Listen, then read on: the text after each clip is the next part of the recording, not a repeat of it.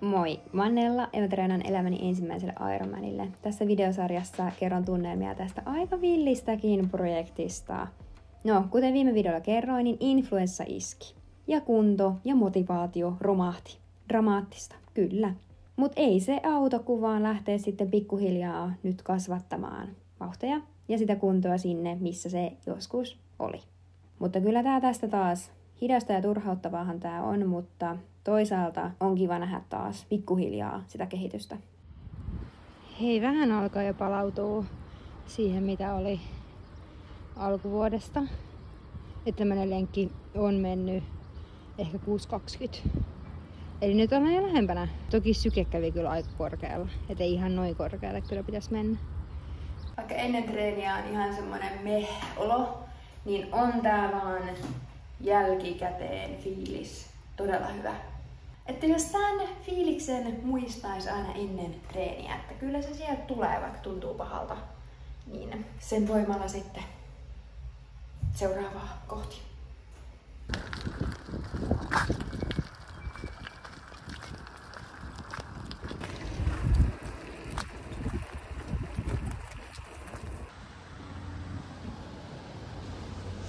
Oli tosi hyvä uinti. Pääsettinä oli 6 x 25, 50 ja 100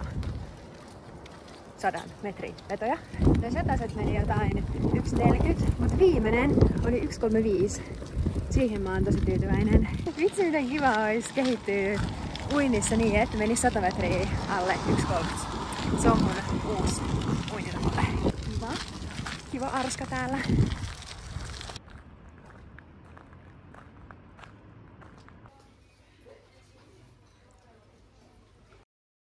Mä aion tänään juosta ilman pantaa, ja se, jos mikä, on kevään merkki.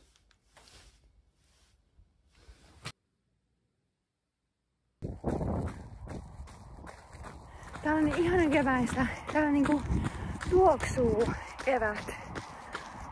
Todella ihas. Ai vitsi. Ei enää siellä ihan vielä sulla.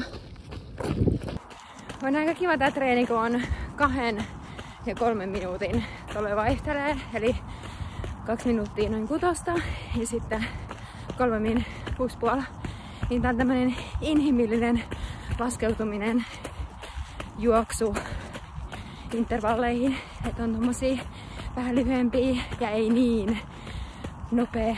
Kuitenkin 6 on ihan ok vauhti.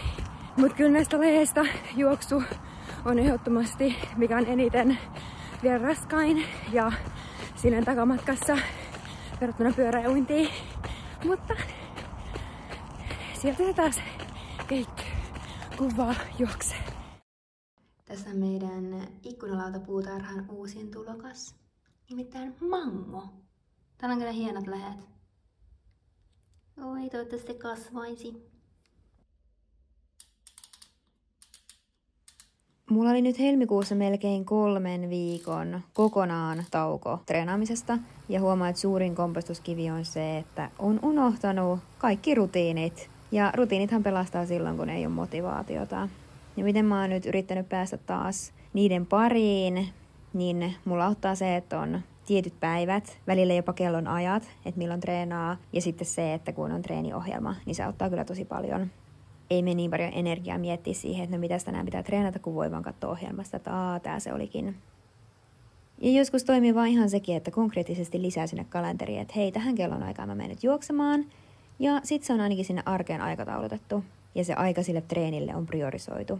Toki tässä on se, että näin monta vuotta tunnollista kalenterielämää eläjänä on myös huomannut sen, että en halua, että koko mun arki on minuutilleen aikataulutettua, että pitää löytyä myös spontaaniakin elämää. Mutta ehkä tämmöisten asioiden, kuten treenien, jotka muuten voisi jäädä tekemättä, niin niiden kalenterointi on ihan fiksua.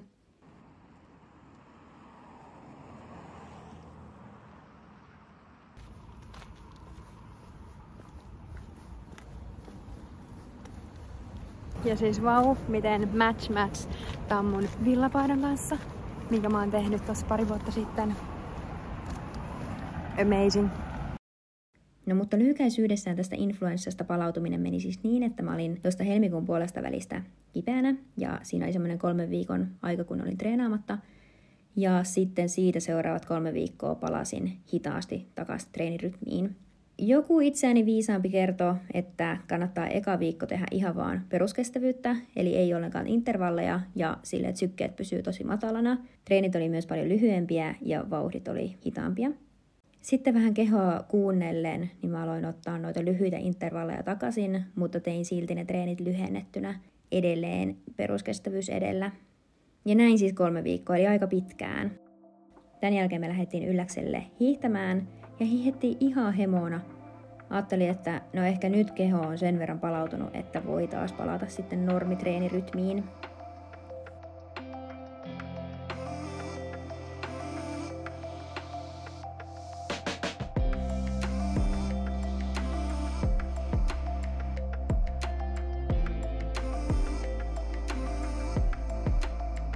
Näkymä on uskomaton.